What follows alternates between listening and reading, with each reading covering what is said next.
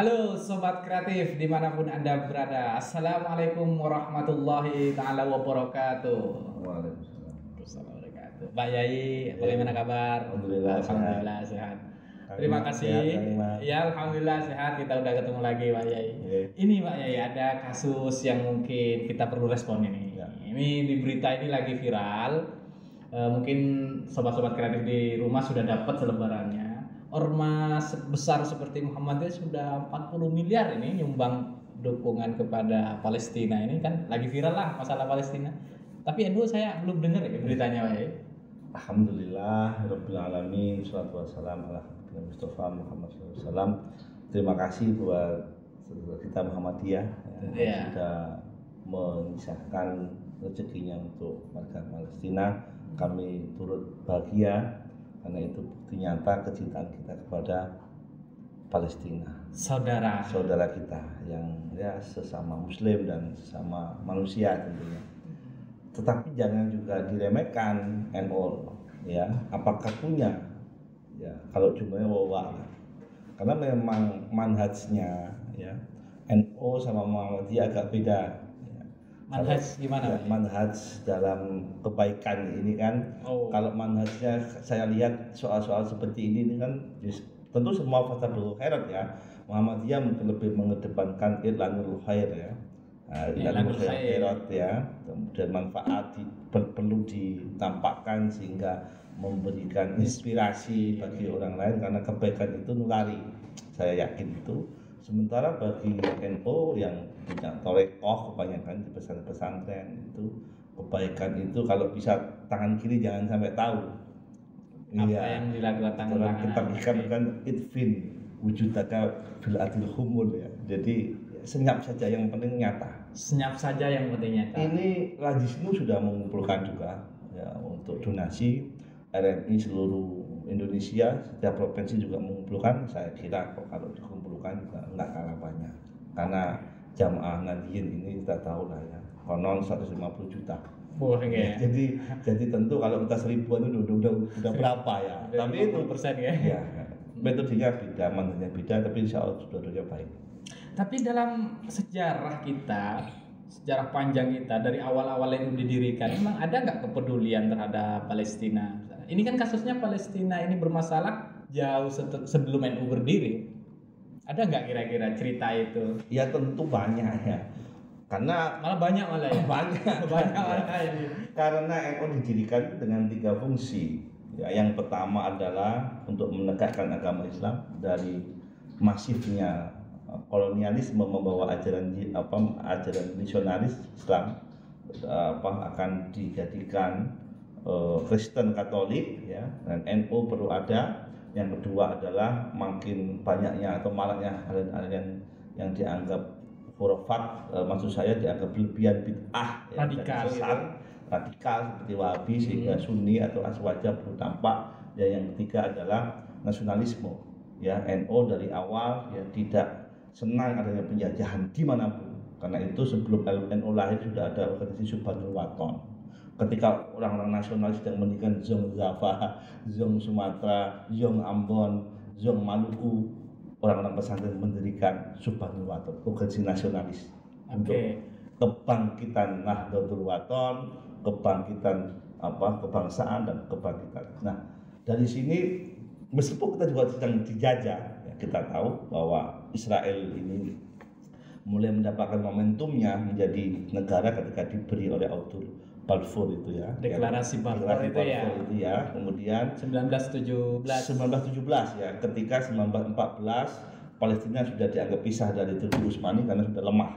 Dan memang tujuannya Britania dan kawan-kawan kan memecah negara-negara ya supaya jadi bangsa-bangsa nation state termasuk Palestina. Dan saat itu Israel kemudian dikasih tanah supaya hidup berdampingan dengan Palestina dan tidak banyak ya di situ supaya orang-orang yang di luar itu pulang. Tetapi batas yang mungkin diperkirakan hanya berapa ribu hektar itu ya 3 tahun sudah nyaplok. Tidak hanya nyaplok tanahnya tapi juga membinasakan orang-orang. Ini kan sangat-sangat mohon maaf tidak manusiawi ya. Kemudian 1920 ada Saurah Arabia atau revolusi Arab itu melawan dan ternyata juga takluk dengan Britania dan sekutunya. Sampai kemudian 1936 puncaknya ya, ini pembantan begitu banyak dan terang-terangan saat itu Kiai Mahfud Siddiq yang waktu itu sebagai ketua Nahdlatul Ulama ya, HBNO dan Rais Akbar kita Rais Hasyim Asy'ari itu membuat selebaran di seluruh musola di seluruh pelosok negeri ini, pesantren-pesantren, kiai-kiai harus menyadarkan umat Islam pentingnya untuk bangkit dari penindasan, termasuk pentingnya menyadarkan ada kekejaman yang luar biasa di negeri sana, Palestina, di sana di mana seorang Amin al-Husaini itu seorang kawan sahabatnya yang jadi korban juga di sana, sehingga kawan sahabat dari Mbah Hasyim Asy'ari. Amin al-Husaini itu tidak hanya kawan, muridnya waktu itu. Muridnya. Coba dicek itu. Jadi, tapi kalau memang NU itu memang melawan, masih ada di situ, ada namanya Palestina Fund. Penggalangan dana untuk Palestina Fund. Penggalangan namanya Dana Palestina tahun 1936 ya. Bertepatan dengan revolusi Arab berarti ya kurang lebih, karena 19 Ramadan 1356 Hijriah itu sudah mengumpulkan uang ya, dari masjid ke masjid, musola ke musola, kampung ke kampung, itu diperkirakan kalau kita merujuk kepada Cahaya Timur koran saat itu diperkirakan 600.000 golden.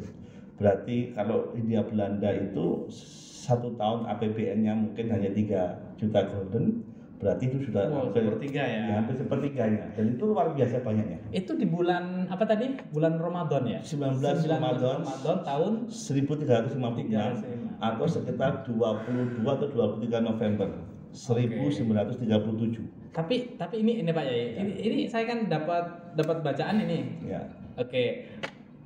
Miai pada waktu itu melakukan kongres pada tanggal 25 sampai 28 Dzulhijjah. Tahunnya sama, 1356 juga. Berarti dari Ramadan ke Dzulhijjah 3 bulan kemudian. Ya. Kalau memang sesudah ya. Kalau memang NU memang menggalang dana di Ramadan itu, kenapa ketika di Dzulhijjah ada rapat Ormas Islam kok dilaporkan NU itu keluar absen itu. Ya, menarik. Karena sebelum kongres itu coba dicek dokumentasinya. Sebelum kongres. Itu sudah mengultimatum Hindia Belanda. Karena itu pelopornya, aktor orang NU, bahwa Hasbullah, Kiai Mas Mansur meskipun ketua Muhammadiyah, dia santrinya Mbah Hasyim Asy'ari, Kiai Wahid Hasyim dan lain sebagainya, termasuk Mas Qur Ali dan sebagainya, itu memang diintimidasi. Ya, bahkan terang-terangan Kejaksaan Agung yang di Surabaya waktu itu sudah memberikan ultimatum bagi ketua-ketua NU daerah, jika terang-terangan di dalam forum itu MIAI itu untuk membela Palestina, maka akan diadili semua, akan diambil oleh kejaksaan dengan cara paksa. Dan NU tahu sendiri sikapnya, jika frontal seperti itu maka dia mundur untuk strategi. Nah, jadi bukan absensia, tetapi strateginya memang tidak turut hadir. Tetapi gerakan di bawah masih nyata, tidak berhenti. Nah, NU itu perlu diketahui Kang Imam, ketika Hindia Belanda sudah dicap sebagai ormas radikal. NU adalah ormas radikal di era Kongres Hindia Belanda. Karena kebijakan Hindia Belanda banyak yang ditolak dan dilawan. Dan mikir karena apa? Jamiah NU itu dari desa sampai kota ada. Apa aja contohnya yang ditolak? Banyak. Salah satunya adalah ordonansi guru. Ya, semacam surat izin untuk mengajar agama. Tahun 1925. Setahun sebelum NU berdiri. Iya. Setahun NU berdiri. Itu ketika sudah 3 tahun NU berdiri langsung membuat surat resmi itu. Ordonansi guru tidak relevan lagi. Karena apa? Di situ nanti anak-anak kita tidak tahu nasionalisme.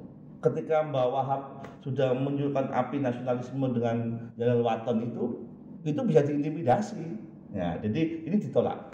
Jadi ordonansi guru ditolak oleh NU dan resmi ditolak, ya. Tapi juga mikir juga karena kekuatan NU besar, sehingga 1940 pemerintah Hindia Belanda mengabulkan untuk mencabut ordonansi guru. Ini kekuatan NU. Dibatalkan. Yang kedua, tapi sebelum itu justru keluar sebelum dibatalkan 1 tahun kemudian itu lahir ordonansi sekolah liar. Sekolah liar. Jadi yang pesantren-pesantren, madrasah-madrasah yang dianggap mengajarkan nasionalisme langsung dicabut izin, ditutup paksa. Dianggap liar berarti ya. Nasionalisme. Maka harus ditutup. NU menolak. Justru kalau mau tahu yang selamat mana? Ya mohon maaf, yang selamat tuh ya sekolah-sekolah dari di luar NU malah. Di luar NU malah ya. Jadi kita nggak bisa nyebut nama ya. Sekolah liar itu harus ditolak. Kemudian pungutan pajak untuk madrasah diniyah dan pesantren ditolak juga. Oke, banyak sekali. Banyak sekali kalau kita mau. Jadi ingat sahabat karya, iya. Pesantren ini adalah lembaga liar ya. Iya. Bagi India Belanda harus dijinakkan. Oke, terima kasih Pak Yai. Makanya ormas NU itu dianggap radikal oleh India Belanda melawan. Berarti ini makanya strategi untuk tidak absensia di dalam kongres, tetapi di dalam nantinya masih terus. Oke, demikian Sobat Kreatif, telah banyak yang kita dapatkan dari Pak Yai. Pertama, cara kita berderma, menjalankan perintah Allah, bersedekah, berinfak, itu memang kita punya manhajnya sendiri. Yang kedua, kita punya sejarah panjang untuk membela Palestina melalui dukungan moral, dukungan spiritual, menurut Nazila, sampai material juga ya, pakai uang juga. Walaupun caranya harus diam-diam ya, diam-diam. Tapi banyak, insya Allah, amin, semoga banyak. Ini terakhir ya, Pak Yai, untuk mengingatkan RMI sedang membuka donasi untuk Palestina. RMI, Sobat Nadine, silakan diisi infak semampunya dan sebanyak-banyaknya. Ya, salurkan dana infak Anda untuk Palestina lewat RMI. Terima kasih, sampai ketemu di podcast berikutnya bersama saya Imam Nawawi. Wassalamualaikum warahmatullahi wabarakatuh. Waalaikumsalam warahmatullahi wabarakatuh. Terima kasih Pak Yai.